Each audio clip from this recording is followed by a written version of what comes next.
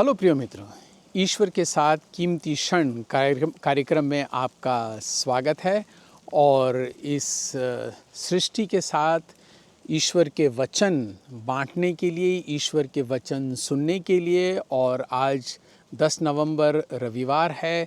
रविवार के दिन हमारी विशेष पूजा विधि होती है। उस पूजा विधि के अंतर्गत जो पाठ होते हैं उन पर मनन चिंतन के साथ मैं आपके साथ हाजिर हूँ, और इस आशा के साथ कि इस कार्यक्रम के द्वारा आप अवश्य ईश्वर के और निकट आने का प्रयत्न कर रहे हैं या निकट आने की कोशिश कर रहे हैं, और कुछ हद तक सफल भी हो रहे हैं। और अगर आपको वीडियो पसंद आए तो आप अवश्य इस वीडियो को दूसरों के साथ शेयर कर सकते हो। धन्यवाद। आप देख रहे हैं कि आज मैं फिर इस छोटे से जंगल नुमा जगह में आया हूँ, क्योंकि यहाँ पर जंगल में यहाँ पर कुछ लकड़ियाँ बटोर रहा हूँ। देखिए यहाँ पर जैसे आप देख रहे हैं बहुत सारी लकड़ियाँ इधर मिलती हैं, जलाने के लिए काम आती हैं, या तो झाड़ में से या ये हैं जैसे, या यहाँ से मैं कुछ और इकट्ठा कर सकता हूँ। ये लकड़ियाँ मैं इकट्ठा कर रहा हूँ।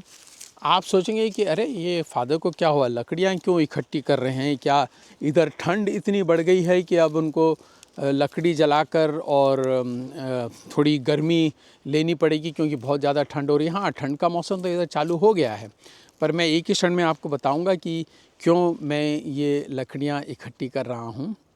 देखिए, आज के पाठों में सबसे पहले पाठ में हम देखते हैं कि किस प्रकार नबी एलीजा एक गांव में जाते हैं जहां पर कुछ समय से बरसात नहीं गिरी है, और वहां पर सब लोगों की स्थिति काफ़ी नाजुक और ख़राब है।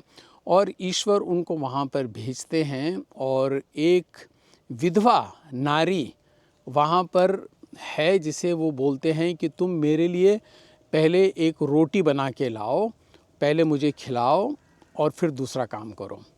तो वो स्त्री, वो विधवा बोलती कि देखिए आपके सामने मैं ये लकड़ियाँ इकट्ठी कर रही हूँ जलाने के लिए, कि मैं जाकर अपने घर में चूल्हा जला सकूं, और वो चूल्हा जलाने के बाद जो थोड़ा सा आटा मेरे पास है या थोड़ा सा तेल जो मेरे पास है, वो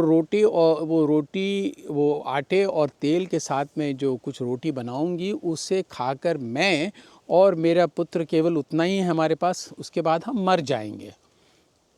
तो नबी एलीजा उसको कहता है कि ईश्वर ने उससे कहा है कि नहीं, तुम इस विधवा ज़रफ़ात की विधवा के पास जाओ और जैसा मैं तुमको कह रहा हूँ वैसा करो।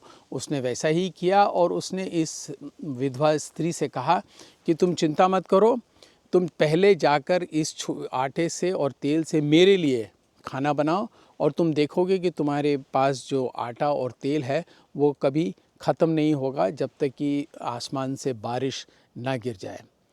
तो वो स्त्री अपनी लकड़ियाँ जलाकर और खाना बनाकर लाती है, उसको देती है, और जो बात नबी एलीजा ने उसको कही थी वो बात सही उतरती है कि उसका ना तो आटा कम होता है और ना उसका तेल कम होता है। वो उसके वचन के अनुसार उसको खिलाती है, और बाद में खुद अपने लिए और अपने बच्चे के लिए भी रोटी बनाकर और आगे काम करती है। मैं इसे बड़ा दिलचस्प ये मानता हूँ। और इसी प्रकार सुसमाचार में हम देखते हैं कि यहाँ पर एक विधवा है जो अपनी लकड़ी इकट्ठी कर रही है, और सुसमाचार में हम देखते हैं कि किस प्रकार उस ज़माने के जो मंदिर थे, यहूदियों के मंदिर थे जिसे सिनागोग कहा जाता था, तो सिनागोग के अंदर भी लोग आ रहे हैं और अपना चंदा, थोड़ा बहुत चंदे के डब्बे में डाल रहे हैं। और वहीं कहीं पर प्रभु यीशु क्रिस्त भी बैठे हैं अपने चेलों के साथ, और वो देखते हैं कि कौन कौन कितना डाल रहा है। और फिर वो देखते हैं कि एक विधवा, फिर वापस एक विधवा, गरीब विधवा, ठीक उसी स्त्री के समान जो पहले पाठ में बताई गई है, इस विधवा के पास भी बहुत कम है, परंतु उसके पास जो भी कुछ थोड़ा सा है उसमें से वो अपना चंदा बक्से में डालती है। और प्रभु अपने चेलों को बुलाकर बोलते हैं कि इन सब अमीर लोगों ने जितना भी चंदा इस बक्से में डाला, उससे ज़्यादा कहीं कीमती चंदा इस गरीब महिला विधवा का है। हालांकि उसका जो है उसने डाला है वो बहुत कम उसकी कीमत है, परंतु फिर भी दूसरों ने जो डाला है वो उनके पास जो बहुत बचा कुचा है उसमें से उन्होंने कुछ निकाल के थोड़ा बहुत दे दिया है। परंतु इस स्त्री ने इसके पास जो सब कुछ था उसमें से उसने अपना सब कुछ दे दिया। बहुत ही सुंदर बात है। इससे केवल हम ये सीख सकते हैं कि दोनों विधवाओं को ईश्वर के वचन और ईश्वर की प्रतिज्ञाओं में कितना गहरा विश्वास था, और ये हमारे लिए एक अच्छा बिंदु है जानने के लिए कि हमारा विश्वास ईश्वर में कितना है। दूसरी बात कि गरीब लोगों के अंदर भी अपने आप में सम्मान होता है। हालांकि वो गरीब होते हैं, पर इसका अर्थ ये नहीं है कि उनके अपने आप में सम्मान नहीं है, और वो गरीब लोग भी देना जानते हैं।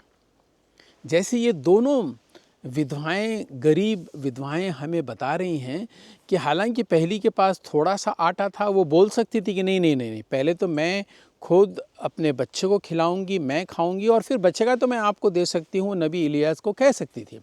परंतु नहीं, मतलब कि गरीब लोगों में भी देने की क्षमता होती है, केवल लेने की या मांगने की क्षमता नहीं होती है।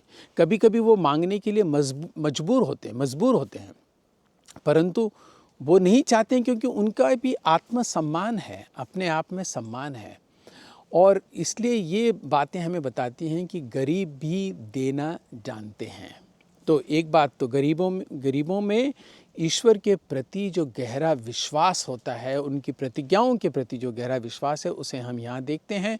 और दूसरा कि किस प्रकार गरीब लोग भी देना जानते हैं। और तीसरी बात जो बहुत मुख्य बात है कि ईश्वर के लिए गरीब लोग ज़्यादा महत्वपूर्ण हैं बनिस्बत अमीरों के। यानी कि ईश्वर हमेशा गरीबों की चिंता करता है।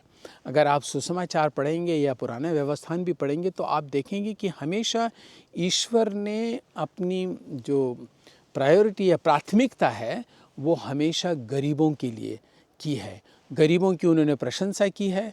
आपने देखा है वो पर्वत के 8 वचन, धन्य है जो मन के गरीब हैं, क्योंकि स्वर्ग का राज्य उन्हीं का है। गरीबों के लिए हमेशा धन्य वचन कहे गए हैं, उन्हें धन्य माना गया है।